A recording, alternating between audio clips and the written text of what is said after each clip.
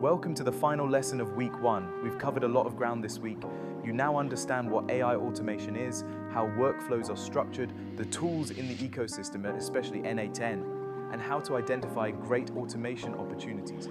But here's the thing, anyone can build an automation that works once. Today, we're going to talk about how to build automations that work forever. Automations that are secure, that can scale, and that you or anyone else that can maintain and improve over time. Let's start with security. Your automations are going to have access to sensitive data and critical systems. A security breach in an automation can be catastrophic. Here are the golden rules. First, least privilege access. Only give your automation the minimum permissions it needs. If it only needs to read data, don't give it permission to delete everything. Second, never hard code credentials. N8N has a built-in credential manager. Use it. Your API keys should never be visible in the workflow itself. Third, encrypt everything. Use HTTPS for all connections. And if you're self-hosting N8N, make sure you have SSL certificates in place.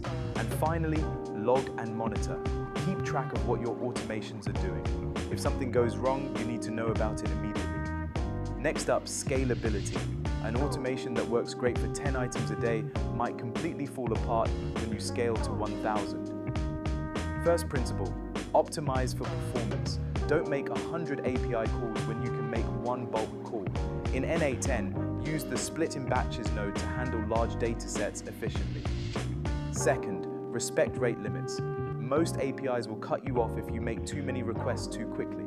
Build in delays, use retry logic, and be a good citizen of the internet. Third, design for concurrency. As you grow, you might need to run multiple workflows at the same time. Make sure they don't step on each other's toes. And finally, plan for failure. Networks go down, APIs break. Your workflow should be able to handle errors gracefully and keep running. In N8N, use the error trigger node to catch and handle failures. And finally, maintainability. 6 months from now, you're going to look at your own workflow and have no idea what you were thinking. Trust me, it happens to everyone. So how do you make your automations understandable? First, use clear names. In N8N, rename every single node to something descriptive. Fetch customer data from CRM is way better than HTTP request 1. Second, ADD comments. N8N lets you add notes to your workflows.